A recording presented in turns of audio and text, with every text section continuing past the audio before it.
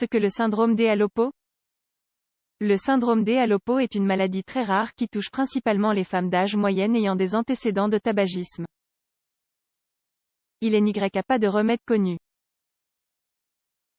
Le syndrome d'Alopo est une maladie très rare, bien que certains pensent qu'elle a été sous-diagnostiquée. Cependant, il y a très peu de cas signalés et la plupart d'entre eux concernent des femmes d'âge moyen.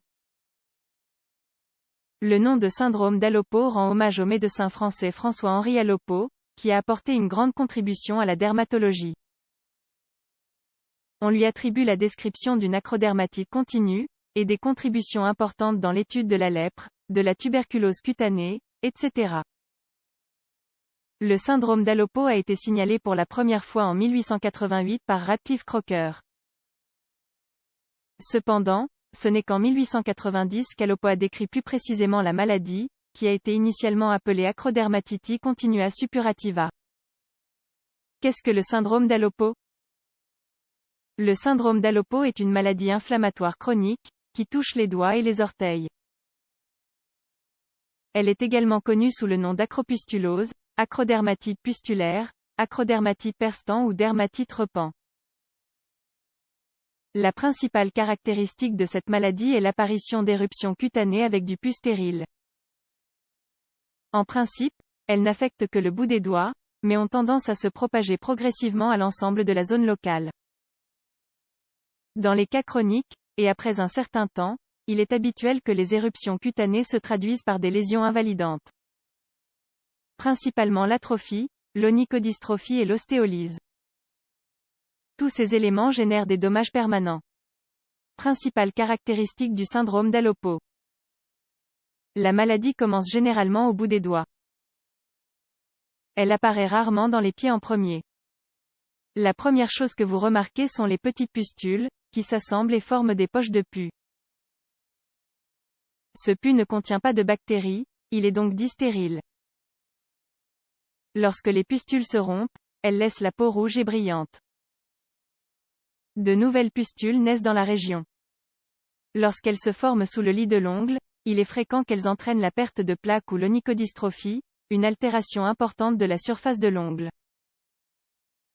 Les lésions varient en fonction du stade de la maladie.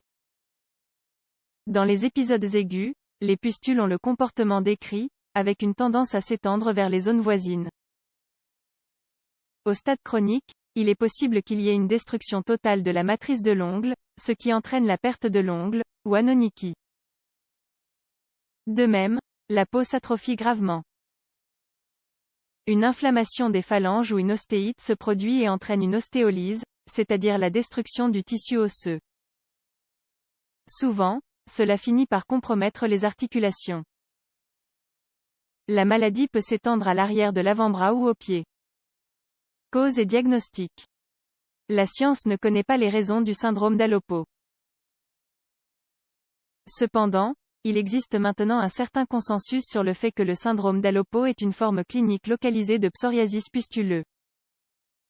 Ce dernier est une complication grave du psoriasis typique. On estime que le syndrome d'Alopo est une maladie auto-immune, caractérisée par une dysrégulation immunitaire localisée sur la peau. On sait cependant que la plupart des cas se produisent chez des femmes d'âge moyenne ayant des antécédents de tabagisme.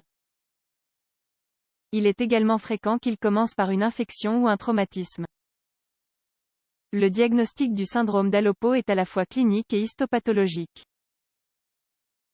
La première chose à établir est de savoir si les pustules sont stériles.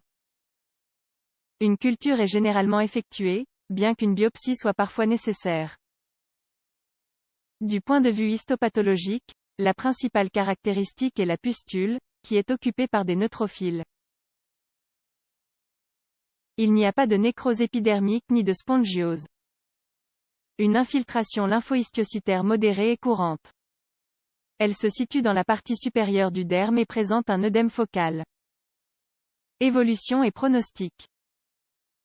Le syndrome d'Alopo peut être très résistant au traitement lorsqu'il atteint la phase chronique.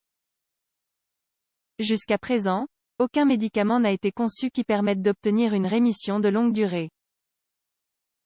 En fait, les cas sont si rares qu'il n'existe même pas de directive thérapeutique claire. La maladie est généralement confinée à la zone d'origine, pendant plusieurs années. Cependant, il est également courant qu'elle progresse vers des zones proches. Dans des cas extrêmement rares, le problème se généralise et touche les muqueuses. Exceptionnellement, des cas d'amélioration spontanée ont été signalés. Cependant, il est courant d'avoir plusieurs épisodes d'exacerbation, dans lesquels les lésions augmentent sans cause apparente. C'est une maladie chronique et récalcitrante.